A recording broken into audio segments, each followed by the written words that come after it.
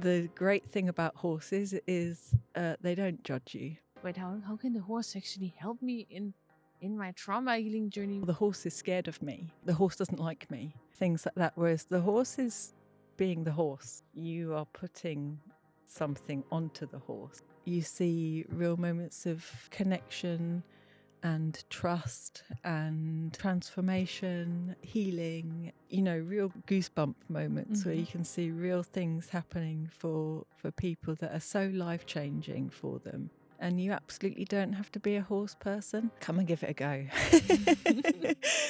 Welcome to today's episode. Well, let's say tonight's episode. I am here at Healing with Horses with Kerry Smith. Kerry was so kind and invited us to her barn to an equine therapy session that I personally could experience. Make sure that you watch the other video of my experience after this podcast episode. Today, I'm here now to speak with Kerry about the benefits of equine therapy and how it can help you on your healing journey. So, whether you struggle with depression, anxiety, panic attacks, or maybe there's something that you need to grieve, or you're struggling with PTSD, these trauma symptoms, or these invisible wounds that no one sees but you can experience, well, maybe equine therapy is your answer. So let's talk about it and let's dive right in. Thank you, Kerry, for having me here this wonderful afternoon and evening. We're looking at the beautiful stars. Yeah, I know, right? You don't need a ceiling, do you, when you've No. got a sky like this to look at? It's beautiful. Kerry, I am so curious. I just had this experience with you, but I want to talk about equine therapy, but also about you. Kerry, how did you get into becoming an equine therapist and practitioner? Yeah, thank you. So I started off my journey a long time ago when I was looking into the difference between education and therapy. And at that time, there was a big overlap with both areas, which was like the area of well-being. So that really interested me because within the education system at the time, and then in therapy, there's the well-being piece. And at that time, I started looking into different practices and things that people could get involved with. And that's where I came upon equine-assisted therapy. That was my sort of starting point, if you like. So from there, my life didn't take me straight there. I carried on with my degree and then worked with horses in various different settings. But I found that I loved still the thought of equine assisted therapy, but I didn't find a qualification that quite sat right with me. And then maybe about 5 years ago, just before COVID, I took up a qualification which was trauma informed. And that was something that really sat right with me. It was a deeper connection with the horses and people. And that was the route I wanted to go down. So that's sort of really being able to help people navigate their way through their trauma and their trauma experience. So Kerry, do you mind sharing when you talk about trauma, what people do you see? What traumas do you most common see in people, or what symptoms do they show when they come to you? yeah, so something that often presents itself is that sort of real sense of anxiety and anxieties to very sort of fundamental levels, so not being able to, eat properly or sleep properly, and really having those sorts of things that people that aren't living with those sorts of things might take for granted or whatever. And so being able to come here, but they might not even know. So it might be that they are knowing that something deep down's not right, or they're not feeling quite right. And later on, we can address as a feeling of anxiety, so they might be suppressing those sensations and feelings, so they might not even know at the time. But then through working and unpicking that with the horses allows them to go, oh, okay, so that's what that is. That's why I'm feeling this way.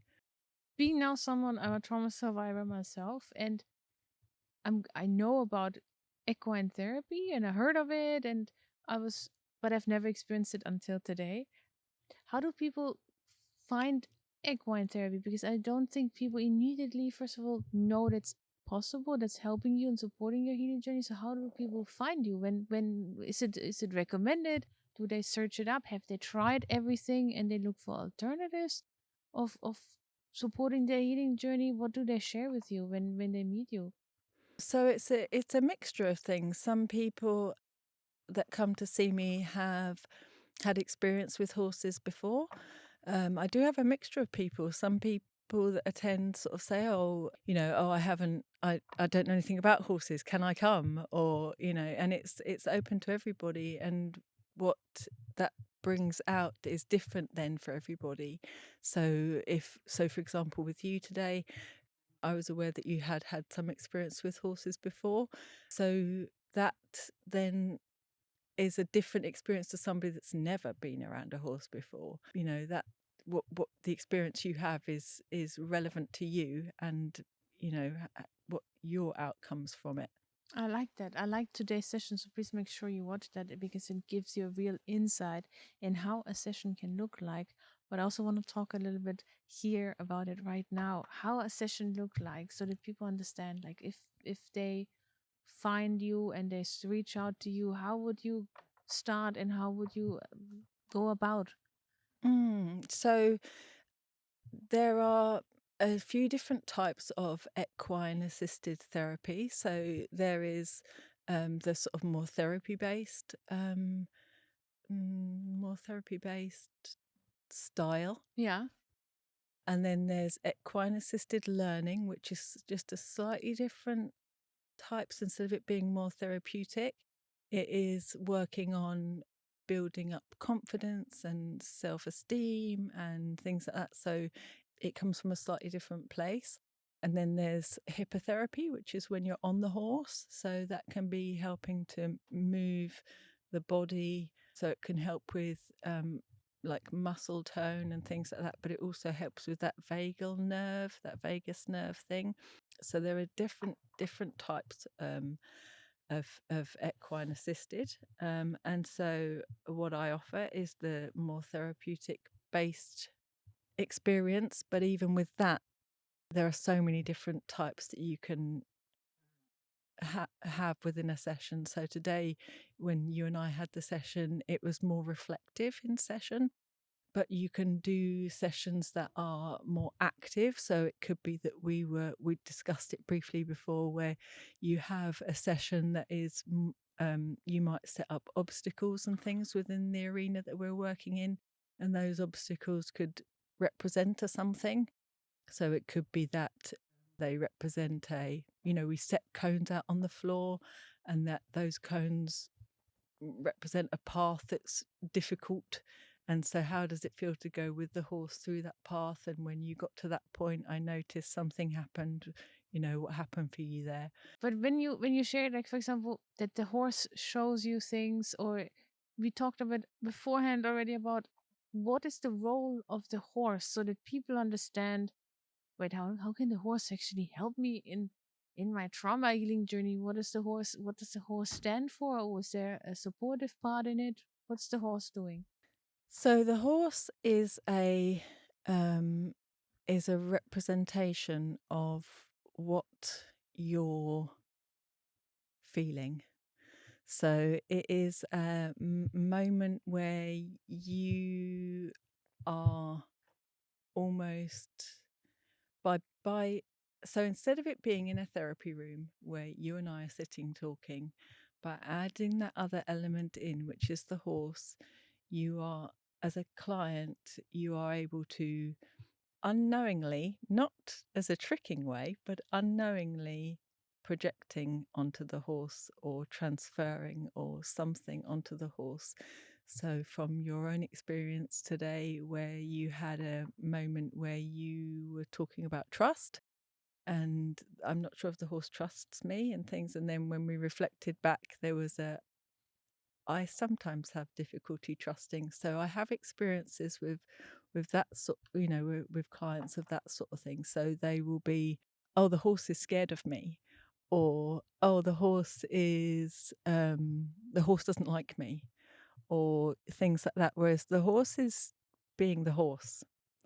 You are putting something onto the horse. Does that make sense? Yeah, so the horse becomes a messenger of my subconscious. It allows a deeper discussion and a deeper understanding. So some people might not be ready to open up and talk about these sorts of things. And by Yeah. adding in that extra element of the horse, it allows for a different style of conversation.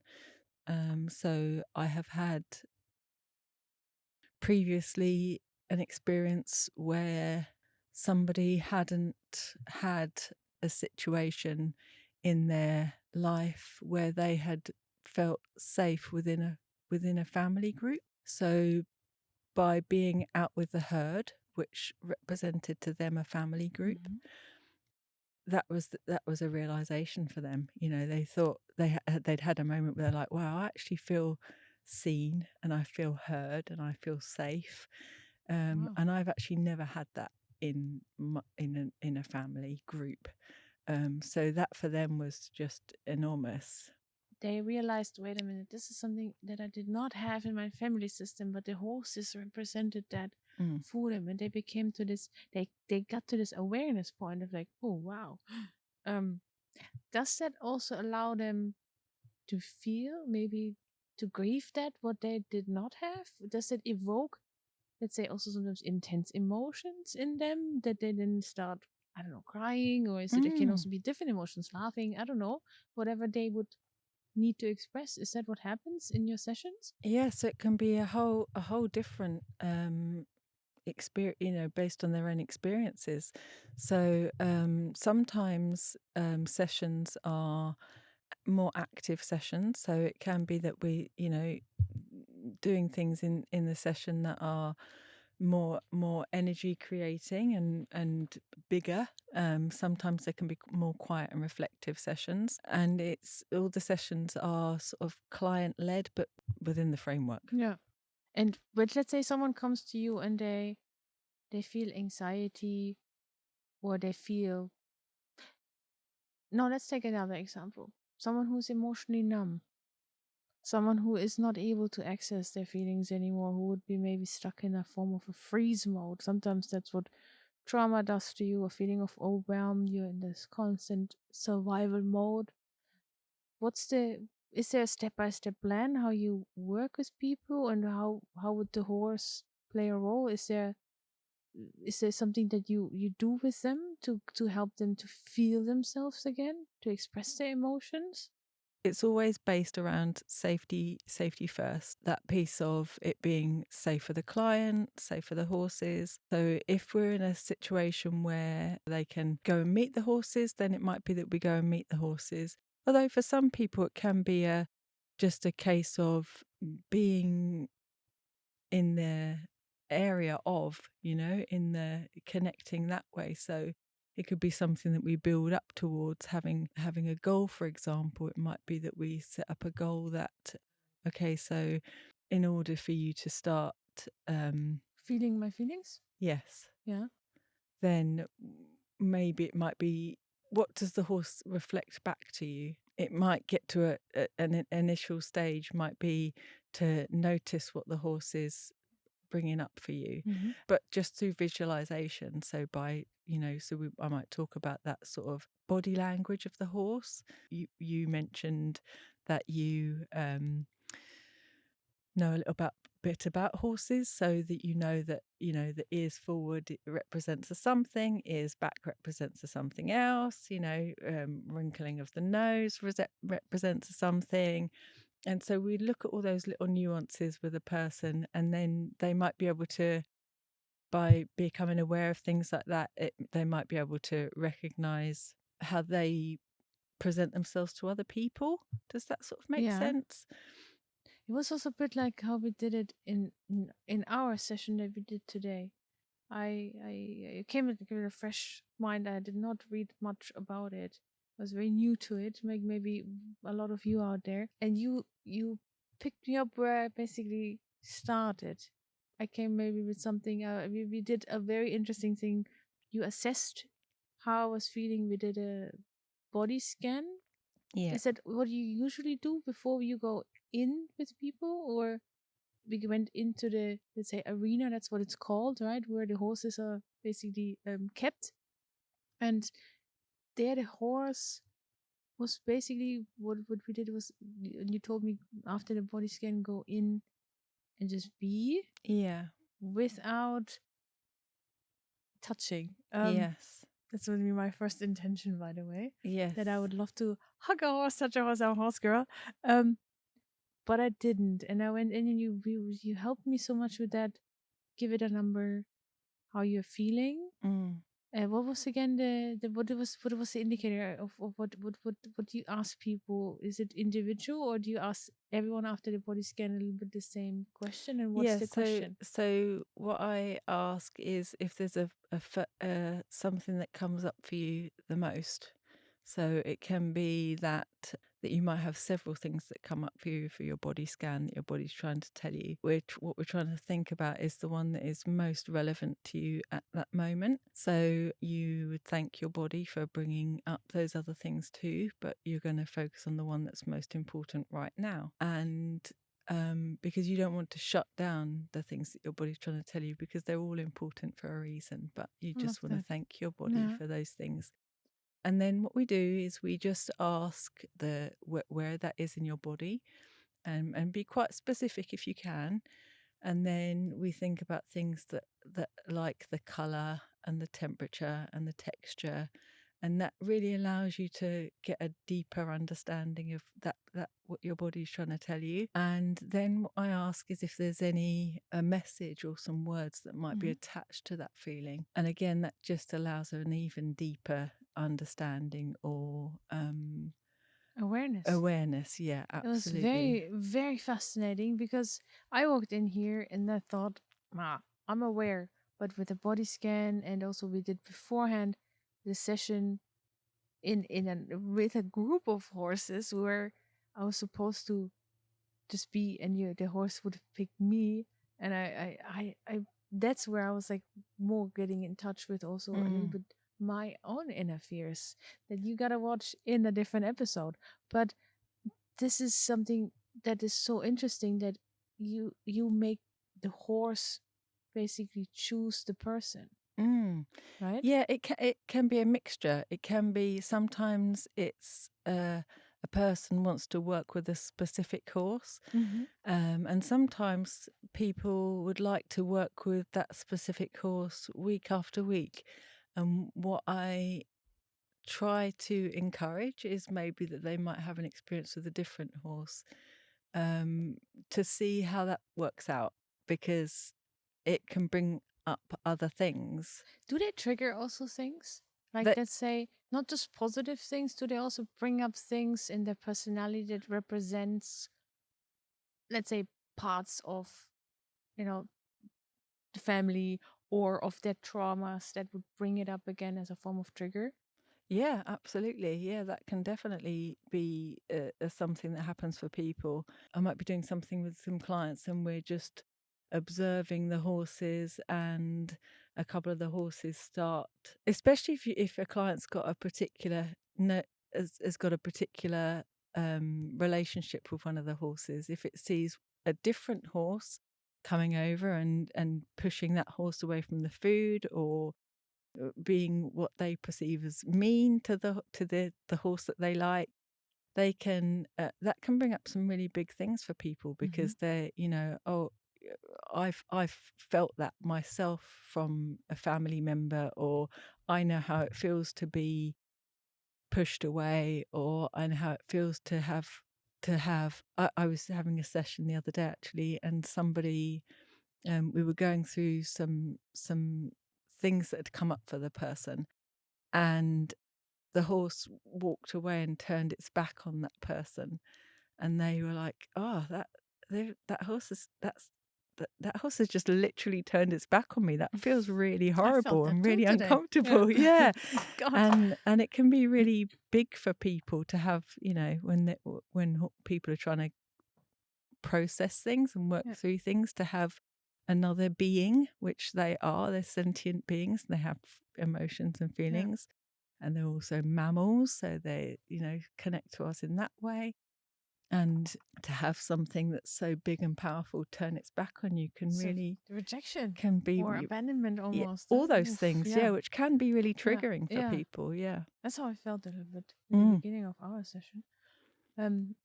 Very fascinating. If people start with equine therapy or equine assisted therapy, how many sessions do I need in order to see a process or see a change or a form of transformation or coming back to my self? How many sessions do I need? So I usually recommend that people have about 6 to 8 sessions to start with. So an initial session is a chance to meet each other, to have a bit of a chat, to see what you think at that stage your end goal might be. That often changes. To get to know about the process a little bit. And then I try and do a session that will be based around boundaries. I think boundary work is really important. Oh, yeah. And working with horses, that can be really important because it can bring forward some really big things for people. Some clients don't find it really hard to have firm boundaries and often give, and to be in a situation where you're saying no to something or someone, it can be really, really difficult for people. And the great thing about horses is they don't judge you, right? So it's a chance to practice those sorts of things because they're not going to hold on to that. They're not going to hold that against you in the next session, They provide so much safety for people with, let's say, any form of trauma, anxiety, insecurity, fear of judgment, that there's literally that horse that can help you visualize, and that's what I found incredibly powerful. These boundaries, they guide you into things, they show you maybe and guide you the way, well, there's still healing needed, or there you're going on the right track, but they also really are safe. Yeah. And that's something that people crave a lot, a safe space where we can express ourselves and maybe also let our emotions be a part of that, how we are and how we are feeling. Yeah, absolutely. But interestingly, for you it was a feeling of safety. For other people it might not be a feeling of safety, and then we could discuss that as well. So so that's always quite, and it's interesting how different people perceived different, things based on their own experiences. There'd be an initial session, and then try and add in some boundaries, try and do some reflective sessions and some active sessions. So with active sessions, it's things like is that the one challenges and resources. Oh, That's challenges and right, okay. resources. Okay. So What's challenges and within resources? active sessions, there's challenges and resources. So it's challenges that you might find within your life, and things that come up for you. And then the resources are things that you have within your own sort of toolbox or your own toolkit that you carry with you, but being that channeling that or reminding yourself, if you like, of those sorts of things that you might have within your toolkit. So for example, mindfulness or meditation or journaling or whatever it might be, those sorts of things you have within your toolkit to help you navigate the challenges. But doing that alongside a horse can be, really enormous and bring up, really big, really powerful feelings. And then so within that sort of framework that I mentioned earlier, where you have the safety and stabilization piece, then you have the processing piece within the 6 to 8 week course, and then we have the going back out into the world piece to end up to end up the sessions, to finalize the sessions. So it's that being able to remind people that I'm always here if you want to come back, but now it's your time to step out into the world and see how you get on. Try yourself. And to absolutely. So you gave them a tool, another tool in their toolbox to help them on their healing journey. Yeah, That's beautiful. But what's the when you look back in the history of your work now, what's the most powerful transformation that you've witnessed? Is there an example that you can share with us? There's been a few really big moments, but really big moments in really small ways, if you see what I mean. There was the example that I mentioned earlier about somebody that had that realization that they'd never felt safe within a family group or within a group. Mhm. So to have that moment where they suddenly did feel safe and they felt validated and they felt seen within the group of horses was huge for that person. Another person I can think about was somebody who had lost family members in quite a few family members in quite quick succession, Mm. and they were feeling really lost and didn't know which way to how to navigate their life, and they weren't sure how to get through to the next stages. And by coming to sessions with the horses, they were given sessions through a group that was funded. So they used to have a driver come and pick them up and bring them to come and have sessions. Otherwise, I'm not sure, I think that in turn, knowing that there was somebody actually taking them from door to door really helped them, come along. Just by coming along to the sessions and having time with the horses, and gave them the confidence to join a local group.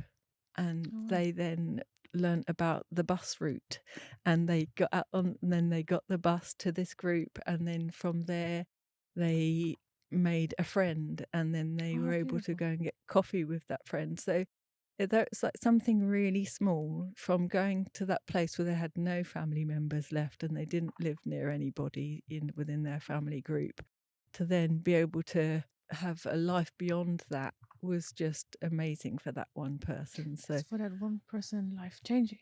completely life changing. Yeah. Wow. That's the beauty of working sometimes with the small things that are actually huge for someone in their personal life. Mm. That's incredible. Thank you for sharing that. Is there anything that you would say, well, that really what people should know about your art form of therapy, of your form of trauma support, healing support that we don't know of? That is maybe something that now you're representing a bit the equine therapist all around the world. What would you say? Hey, this is a myth, or this is something you should really know about it. I would say that come and give it a go. I think that some people might assume that you have to be a horsey person, and you absolutely don't have to be a horse person.